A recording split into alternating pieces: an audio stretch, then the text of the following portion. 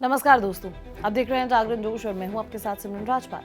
भारत ने अंतरिक्ष के इतिहास में एक नया और बहुत ही बड़ा पन्ना जोड़ दिया है।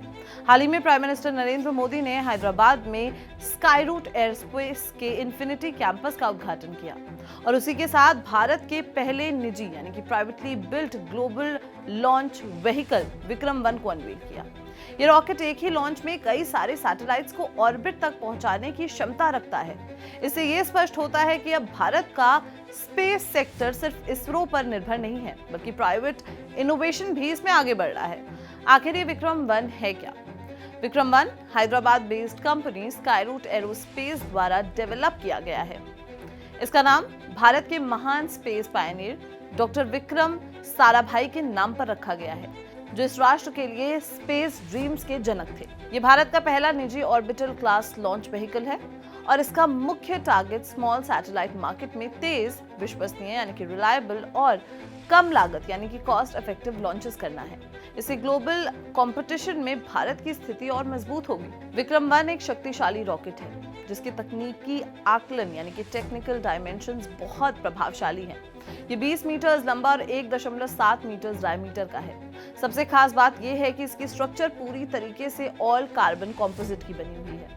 इस कंपोजिट स्ट्रक्चर का उपयोग वजन को कम करने और रॉकेट की क्षमता यानी कि एफिशिएंसी को बढ़ाने के लिए किया जाता है। लॉन्च के वक्त ये 1200 किलो न्यूटन यानी कि केएन का पीक थ्रस्ट यानी कि धक्का जनरेट करता है, जो इसकी शुरुआती उत्थान यानी कि इनिशियल लिफ्ट के लिए बहुत जरूरी है। इस रॉकेट की डिजाइन फिलॉसफी बहुत आधुनिक है। इसमें सिंप्लिसिटी और क्विक टर्न अराउंड पर बहुत जोर दिया गया है। स्काईरूट का दावा है कि विक्रम-1 को तुरंत तैयारी के लिए डिजाइन किया गया है, जिसे किसी भी साइट से सिर्फ 24 घंटों के अंदर असेंबल और लॉन्च किया जा सकता है।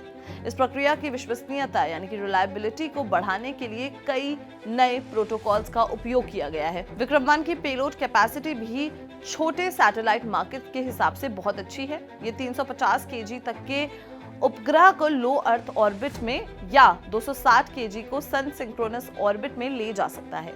ये क्षमता कॉन्स्टेंटली बढ़ती रहती है। जैसे 500 किलोमीटर एलईओ में ये 480 केजी ले जा सकता है 45 डिग्री इंक्लिनेशन पर, जबकि 500 किलोमीटर एसएसओ में 290 केजी तक ले जा सकता है।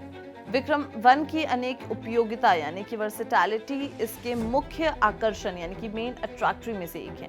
ये डेडिकेटेड लॉन्चेस यानी कि जहां सिर्फ एक ग्रह का सैटेलाइट जाता है, राइट शेयर मिशंस जहां कोई छोटे सैटेलाइट्स जाते हैं और सैटेलाइट्स को अलग अलग ऑर्बिट्स में डिप्लॉय करने की क्षमता रखता है।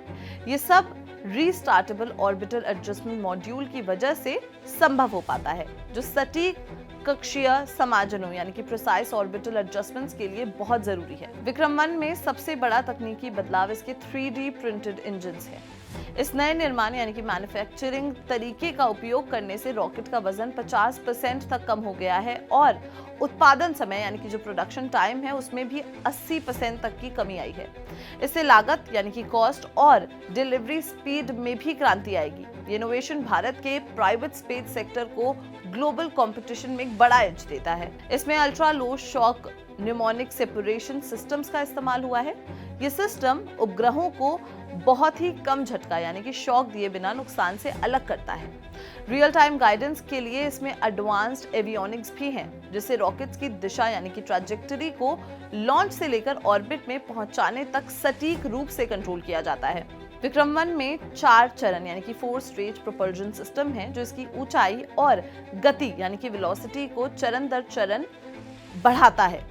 हर स्टेज को रॉकेट के विशेष भाग यानी कि स्पेसिफिक सेगमेंट में ऑप्टिमम परफॉर्मेंस देने के लिए डिजाइन किया गया है। पहला स्टेज है कलाम 1200। ये एक 10 मीटर लंबा सॉलिड रॉकेट मोटर है, जो हल्के कार्बन फाइबर से बना हुआ है।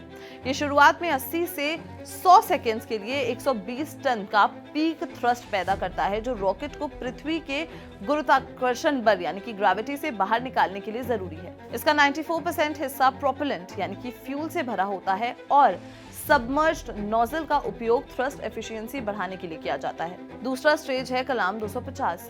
ये भी एक सॉलिड फ्यूल मोटर है।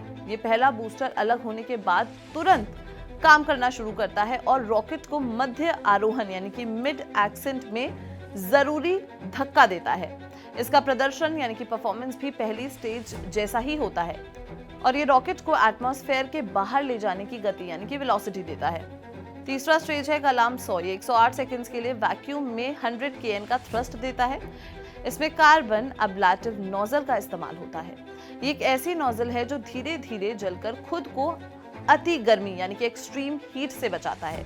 साथ ही इसमें EPDM यानी कि rubber like insulation thermal protection भी है, जो मोटर को फायरिंग के दौरान सुरक्षा देती है। आखिरी और चौथा स्टेज रमन इंजन्स के 4 क्लस्टर का उपयोग करना है, जहां हर इंजन 3.4 kN का थ्रस्ट पैदा करता है।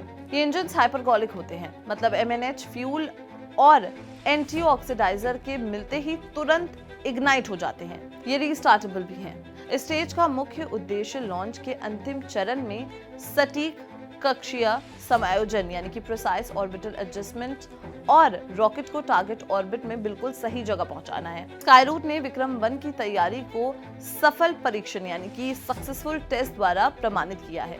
इसमें कलाम 1200 का प्रूफ प्रेशर टेस्ट और पेलोड फेयरिंग सेपरेशन टेस्ट शामिल हैं। ये सफल टेस्ट इस बात की पुष्टि करते हैं कि विक्रम 1 अपनी पहली उड़ान यानी कि मेडन फ्लाइट के लिए पूरी तरीके से तैयार है। विक्रम 1 भारत के प्राइवेट स्पेस सेक्टर को मजबूती देता है।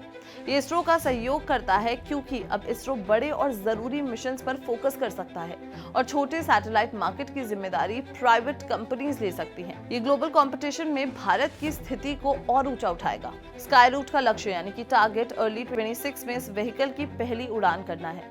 इसका बड़ा मकसद तेजी से बढ़ते स्मॉल सैटेलाइट मार्केट में हिस्सा लेना है।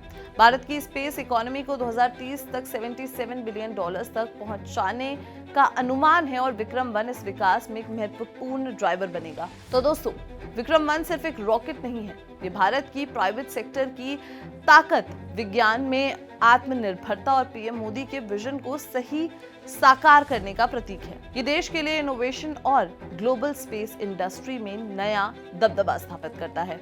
आपको क्या लगता है, विक्रम 1 की सफलता ग्लोबल स्पेस इंडस्ट्री में भारत को अमेरिका और चाइना के सामने कहां खड़ा करेगी और ये इसरो और प्राइवेट सेक्टर के बीच सहयोग को कैसे बढ़ाएगा? हमें कमेंट्स में जरूर बताएं और अगर ये वीडियो पसंद आई हो तो इस लाइक और शेयर करना बिल्कुल भी ना भूलें और देखते रहें जागरण न्यूज़।